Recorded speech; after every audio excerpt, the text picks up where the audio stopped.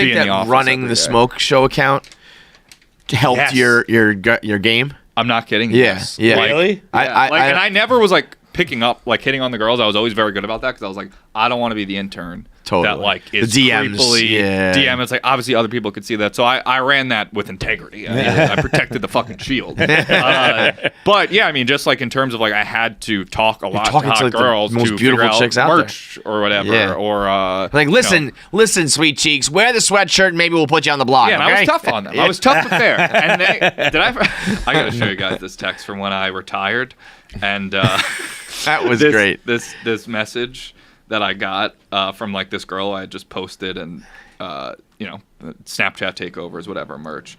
She said, thank you for all, this is the day I retired. Thank you for all that you did to make each and every one of us feel so beautiful. I'll always remember your kindness. It's great to see how your career with Barstool has blossomed into something totally iconic. Kissy face emoji. Wait, by the way, you had that on deck, and you retired like several years ago. Someone just brought this up recently, oh, okay. So I knew the name to type in. Well, it's a text. Bookmarked on your... I don't text with that girl much. It wasn't hard to scroll. Oh, got it. So that was a text. That wasn't even like the DM of the account. No, it was a text to me. That's why I can't talk to women, because I never did smokes. That's why. I did the smokes on Facebook. Who did them on New York? You did them on New York? Yeah. Keith did Guess That Ass. No. Yes, Keith did Guess That Ass. I did the smoke shows. That was the deal. I was like, at that point I was single. I was like, I'll take care of this. You can do the internet girls. I'm going to do the real life girls. You do Sarah Underwood. Oh, man. Sarah Underwood she's a full-blown OnlyFans girl now. Is she? Yeah. Well, not full-blown. She's like probably like, I don't think she shows holes. She showed nip, though? Hole. If you're not showing a hole, dude. I think nip. Yeah, if you're not showing holes, it's like you ain't OnlyFans. That's give me a break. Did you ever fuck a smoke? Definitely not while I was running the account. Afterwards, yes. That's a yes. Yeah, that's but yes. not like it wasn't like I'll post. But like no. I'm not saying like I have had sexual relations with a woman who's been on that account. Got it. But it was not like that was a reverse Clinton. I have had sexual relations. Matter of fact, I have. The reverse Clinton. Where's my camera? I have had sexual relations with that woman. But again, after I was retired, so it was all okay. I think I like people knowing things like that because. It's like, sometimes it's like Jonah Hill is always the fat guy, even though he becomes like skinny and like a cool fucking fashion icon, Sometimes whatever you get labeled with in the beginning. And like there are probably people out there who would call you a dork or like a nerd or something. And virgin. It's like, yeah, and it's like brother. Well, think I'm a virgin? Ask your dad, bro.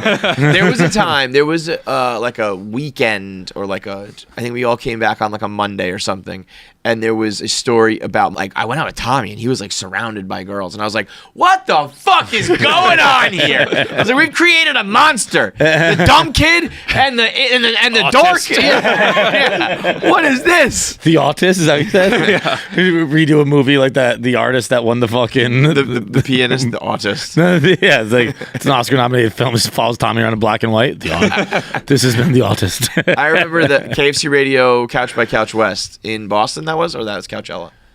Couch by Couch West was Boston. What's Couch by Couch West? It was the first that was really big. We sold it at the Wilbur, and it was like the show was still like pretty young, so it was like. Wow. And so it was a big event. Like the whole company was there.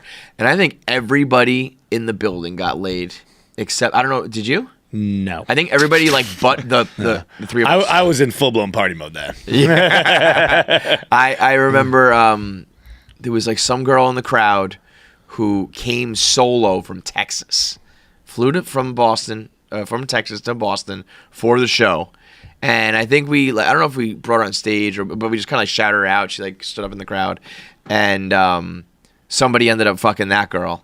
And I remember it was another person. I was like, that guy? I was like, you owe me, bro. You fucking owe me. None of this would have been possible. And he was like, I think he said flat out, he's like, oh, the only reason I came was for this. Like, I know what I'm doing. Like, thank you so much. Maybe after every time I have sex, I'll just text you, Big Cat and Dave, be like, thanks, God. Thanks for the pussy, man. You set the tone. Made it all possible. It's funny how much, like, humor. I mean, it's no fucking secret. Everybody knows. Like, the key to a girl's heart is to make her laugh. But... it is the only thing too I get like protective of. That you got that like a girl like that you got to be actually funny. You're saying, No, like or like you're happy that it does that it works that way. I think there's a Modern Family episode where Greg Kinnear is like hitting on Claire Dunphy a lot, and like very overt hitting on. Yeah. Where like he's like coming over when Phil's not at the house to come do like yard work, and he's like doing the handyman work, and he's like got his shirt off, or Right. like he's like, got his button down off, and he's kissing her on the lips, and Phil's like, he's like, you're crazy, like you're looking into this too much, like he's just a nice guy, and then Greg Kinnear makes her laugh, and he's like, you can fuck my wife, but I make my wife laugh. That's my territory. I remember when I had a friend who like had been a friend forever, and I'm like close with, like, we're very like high school stuff, like close with her parents, all that shit. And her mom called me, and she's like, "Have you met her new boyfriend?" And I was like, "No, I haven't. Like, what's he like?" She's like, first thing she said, she's like, "He is so funny." And I was like, "Hold the fuck up." Yeah.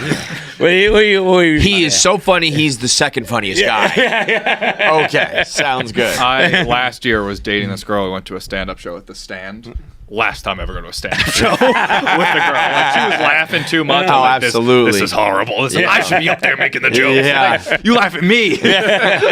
When you see a girl like cackling at Yeah. a dude, it's like, oh. I'll fucking go to a Broadway play or something.